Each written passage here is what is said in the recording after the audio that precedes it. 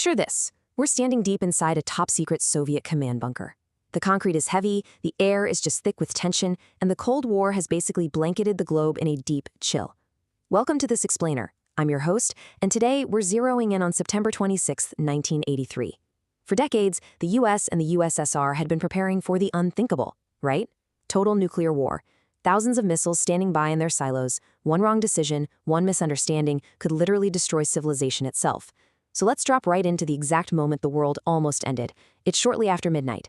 In a room just like this one, the silence is suddenly shattered.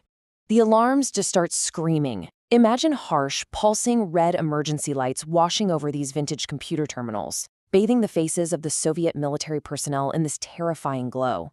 And then the screens flash a singular heart-stopping message. Missile launch detected. According to the Soviet satellite computers, America had just launched a nuclear strike. Section 1. A World on Edge, the 1983 Paranoia. Now, to really understand the gravity of that alarm, we have to look at the context of 1983. Relations between the superpowers had hit an absolute boiling point. Both sides possessed enough weapons to just incinerate the planet, and fear was driving every single move. And honestly, that paranoia, it was completely justified. Just a few weeks prior to this night in the bunker, Soviet jets had shot down a civilian airliner, Korean Airlines Flight 007, 269. That is the number of lives lost on board. The world was already holding its breath, absolutely terrified that a full-scale war was, well, inevitable.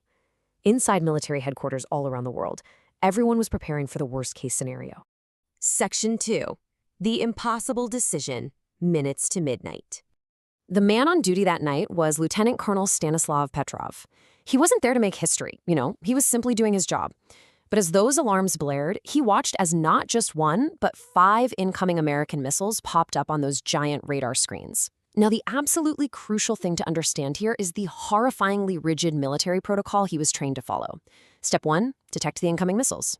Step 2, immediately report the attack to superiors. And Step 3, the superiors order an immediate, overwhelming nuclear retaliation. Within minutes of Petrov picking up that phone, hundreds of nuclear missiles would be in the air, basically triggering World War III. What we're looking at here is the ultimate clash between machine logic and human reason. The brand new computer warning system unequivocally stated 5 missiles had been launched. It was a sure thing to the machine. But Petrov, he paused. He took a second and thought carefully. If the United States truly wanted to destroy the Soviet Union in a preemptive strike, why on earth would they only launch 5 missiles? It didn't make any sense. His human intuition just screamed that a genuine attack would consist of hundreds of missiles, not just a handful. So this leaves us with an unimaginable question. Does he follow protocol, or does he trust his instincts? The warning system was brand new, so yeah, maybe it had a glitch. But what if he was wrong? What if those 5 missiles were actually real and he did nothing? The weight of the entire world was resting squarely on the shoulders of one man in a tailored uniform. Millions, actually, scratch that. Billions of lives, including ours, depended entirely on what he did next, and he only had moments to act. Against protocol, against those flashing computers, against literally everything he had been trained to do, Stanislav Petrov made his choice.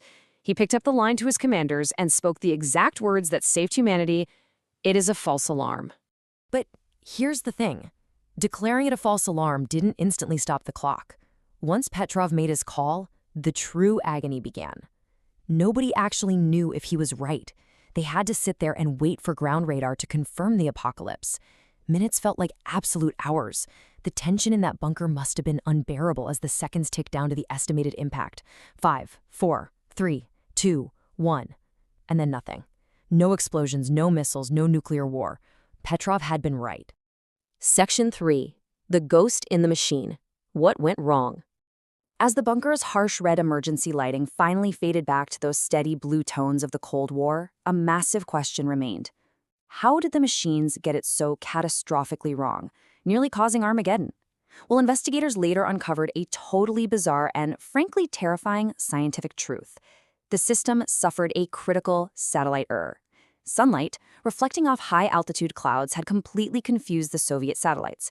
This highly advanced computer system mistakenly interpreted natural solar reflections as the thermal signatures of American missile launches. The computers had failed completely, but thankfully, human intuition had not.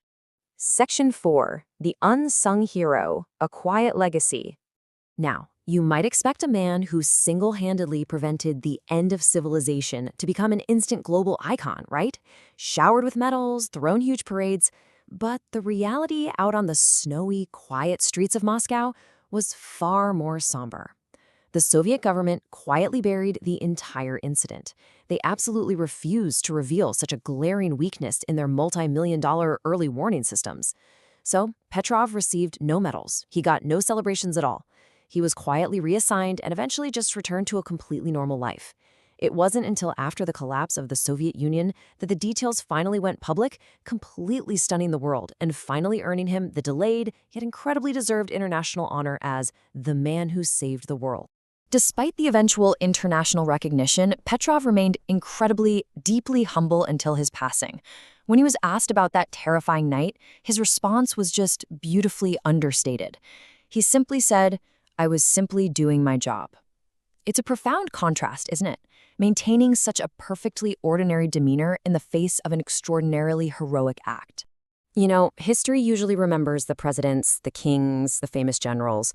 But the truth is, sometimes the fate of billions rests in the hands of one ordinary person sitting in a quiet room. On September 26, 1983, Stanislav Petrov refused to trust the machines. And because of his decision, you and I are literally here today. But it leaves us with a pretty chilling final thought for our modern era. As we hand more and more control over to automated systems and artificial intelligence, if the machines fail again, who will be there to refuse them? Thank you for joining me for this explainer. Until next time, stay curious.